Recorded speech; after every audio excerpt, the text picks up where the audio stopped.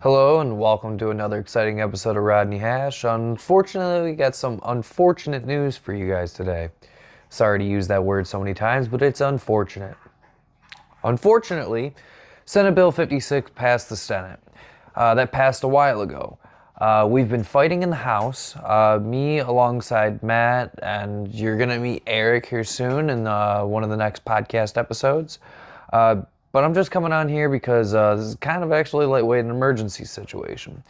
So we all went and we testified in droves at House Bill 160. They did hear that, so for that reason it got pushed back about 2 or 3 weeks.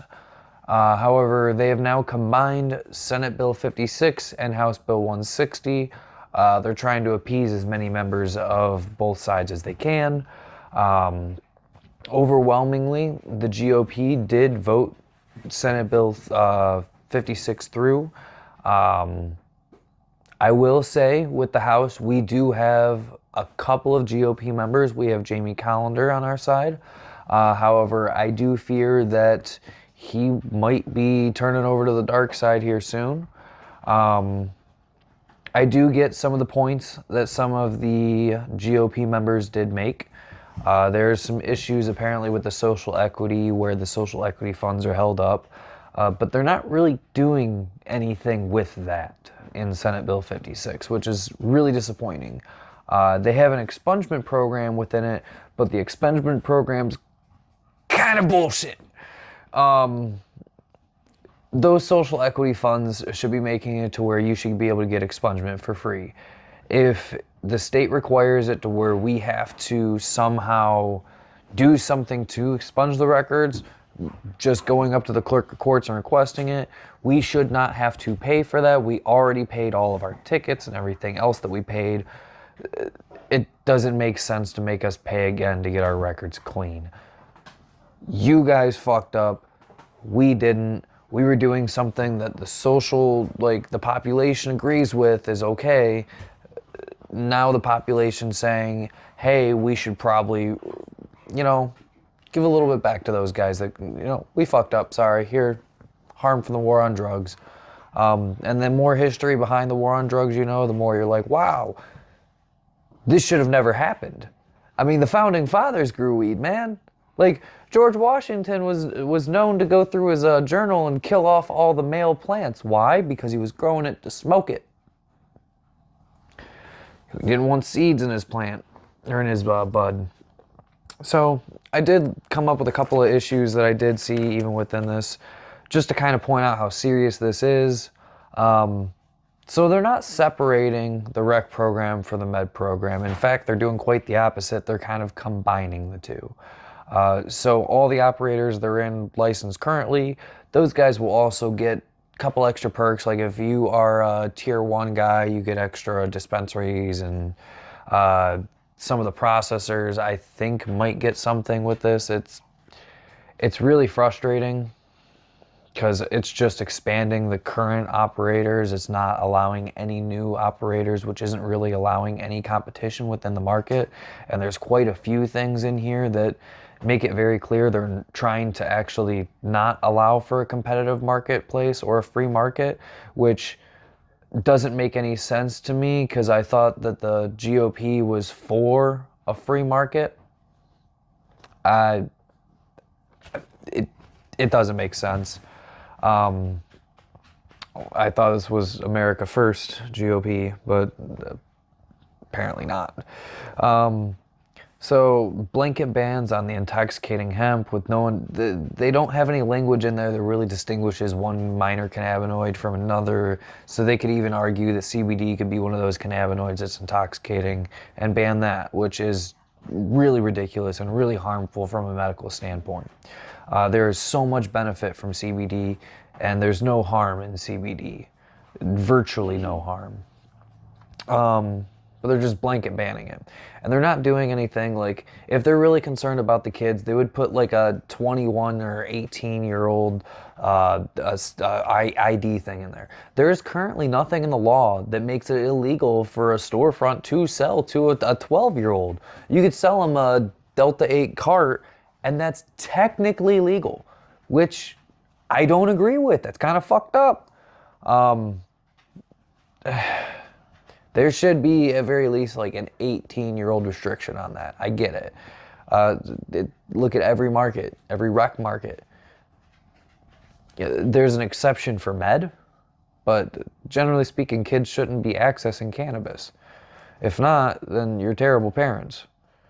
But again, they're criminalizing it. So that's where this really gets dangerous here, is we even went through and passed decrim laws before we had the med program.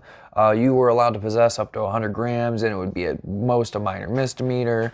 If you got caught sharing, it was nothing. There was no like public smoking bans. And just to point something out here, so the first time you get caught smoking weed in public, in any area, including an area that is specifically for open tobacco smoking use. So like, let's say I agree, you probably shouldn't be smelling weed throughout the mall, in the sense that like, no one should be lighting up a joint in the mall where there's kids around and it's just a public scene. That does become, sure, you can make that argument. Not everyone's going to agree, but you can make that argument. But like, just, it's jail time. You're getting jail time for smoking weed in public, where you're allowed to smoke tobacco. It's wild. If you're hearing the dogs run around, I apologize. I got 3 little gremlins. I'm sure they'll pop up on camera one of these days. You guys already know all about Biggie, but we got 2 more, and it's a lot. So, yeah, so they're criminalizing it to like, the first time you get caught, you have a mandatory minimum of 3 days in jail. So I'm at the mall. I'm hitting my vape pen in the tobacco smoking area. Now a cop, on top of all the other duties that they have to do, and they're already overwhelmed, they're already stressed, they don't need more shit. So now they have to come up and then ask me like, what the fuck's going on, and take me to jail and deal with all that paperwork, and then they're gonna go to court when I go to court to say that this is bullshit. Yeah. Great idea. Now, if you get caught smoking in a no smoking area for cigarettes, the first time you get caught, if you don't immediately discontinue your cigarette, the worst you can get is a warning. That's it. A cop can't even give you a ticket. On the second offense and beyond, any more continues, then you're given a $100 violation fine. That's it. I didn't even look what the monetary, there's a fine associated with first time smoking weed in public, but there's also jail time associated. And I'm pretty sure it's like $400 or $500 associated with smoking in public. Like, are you kidding me? Talk about rolling back. Talk about not having progress. That's criminalization. We don't need that. That's not what we voted on. None of us voted on that. So requiring original packaging.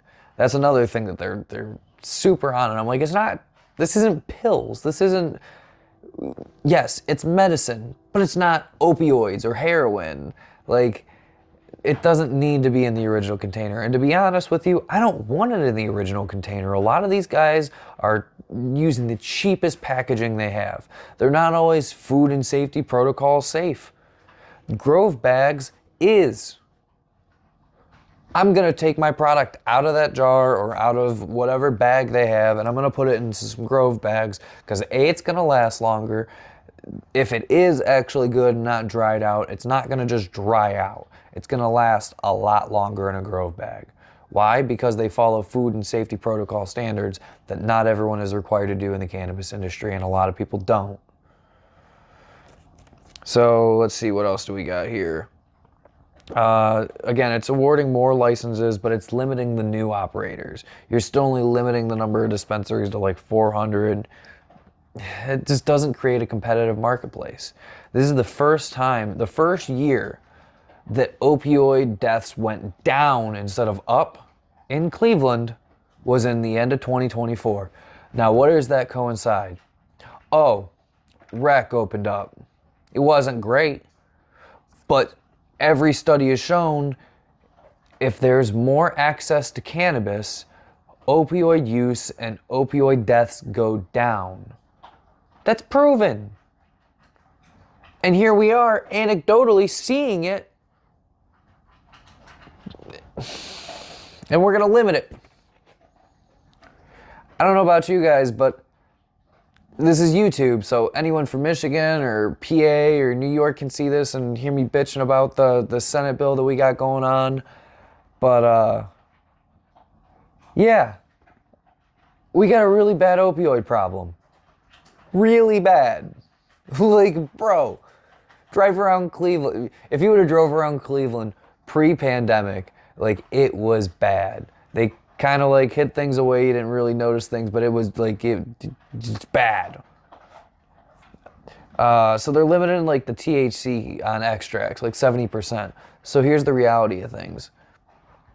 When you limit that and you cap it all the way down at 70% especially, people have to add things in, like for carts, for example. Everyone remembers the dank vape scare, right? Well, some of that actually came from California. And there was testing on a whole bunch of carts recently that came back where they had a whole bunch of filler fucked up additives that they should not have had. Like vitamin E acetate was in some of those carts because they didn't know that at that point in time that it could turn out to actually be deadly. Didn't know that it was harmful. Or if they did, they just didn't care. But they needed to pass the test. And whether it was harmful or not didn't matter. It was the fact that it complied with the regulations for the testing that they were given. Because lawmakers and regulators aren't coming and talking to the people that actually know what's going on. I don't get it. I already talked about the social equity program. Advertisement bans. There's a whole bunch of advertisement bans, and it just doesn't make sense because, so on my trip back from Louisiana recently, we drove through Kentucky. Yeah, it was through Nashville. We drove through Nashville, Tennessee. Sorry, my bad. A state where it is illegal, recreationally and medically. It is illegal. Outright. You want to know what I seen on the highway? And this giant billboard.